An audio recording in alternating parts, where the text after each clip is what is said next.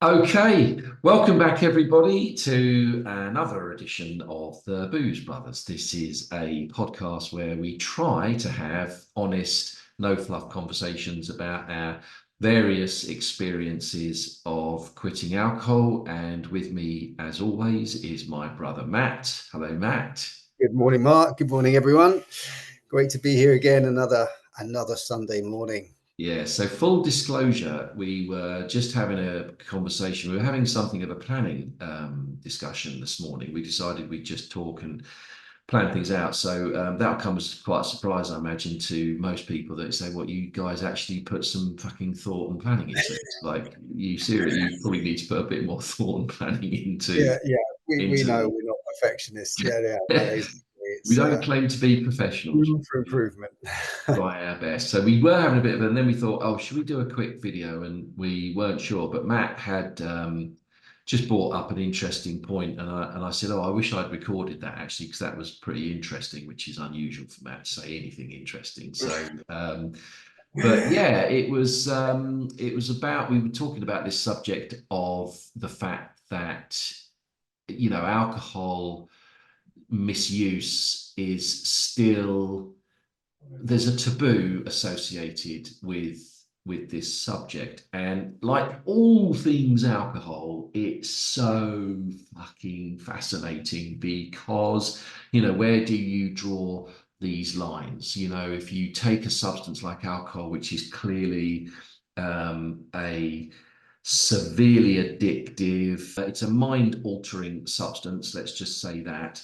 And apart from the fact it's carcinogen. So the point is that in the hands and in the brain cells of us mere human beings, we have almost no actual control over the impact and the effects and the behavior that it will precipitate, yet we still vilify those in society who we, number one, encourage and almost not force the alcohol down the back of their neck, but make it very difficult from a societal point of view to avoid it. So we first thing we do is we say, right, as a society, we say, right, you're going to have to do this. You've got to drink. You've got to drink. You've got to drink. Oh wait, sorry, it's created a behavior or a set of patterns in you that are causing you problems. Well, yeah, that's your fault. So really, so there's this sort of weird kind of like fine line between what is somebody being irresponsible, and therefore they kind of deserve to be vilified, or they deserve some consequence to that. What's the difference between that and, well, you've just encouraged people to take this mind-altering, chemically incredibly addictive, powerful substance, and now you're kind of folding your arms and saying, right, well, yeah, I'm really sorry, but we're going to have to punish you, or the court of public opinion is going to come down on you. Anyway, that's longer intro than I expected. But you were talking about an example, Matt. So I'll hand over to you, and yeah, tell us what Yeah, you were saying absolutely. earlier. Again, full disclosure, we were talking about the evolution of this channel, and we're thinking of going to put these on Spotify and concentrate also on Spotify. So any comments or thoughts on that, please let us know in the comment section. We'd love to hear it. But yeah, we were just had a quick chat and we started talking about taboo, and I tell you why, because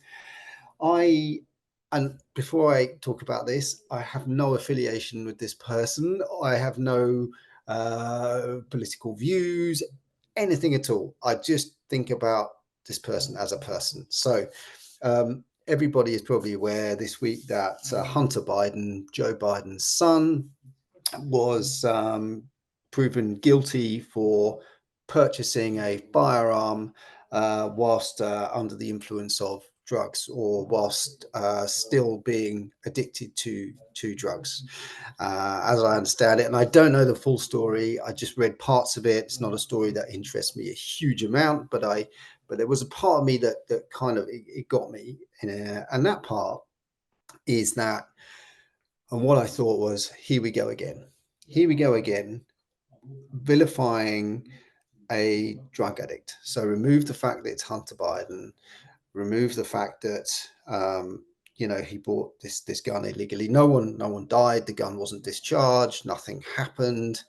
But he broke the rules. He broke the law. And if he goes to prison, so be it. He deserves to. It's the law.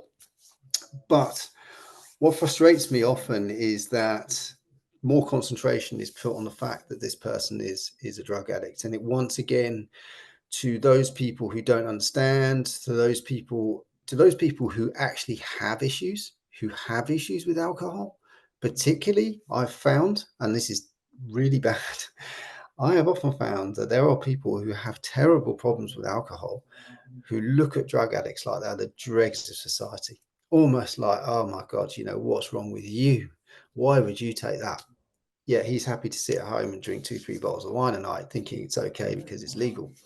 So what I think is, you know, do these stories set us back? Does it take us back to all drug addicts, all alcoholics in society, or all people who have problems? Let's not, you know, we're not talking about, you know, you're at the point of absolute despair, but you know, all people who go, do you know what, I'm actually having a bit of a problem with this, or this is something I need to deal with.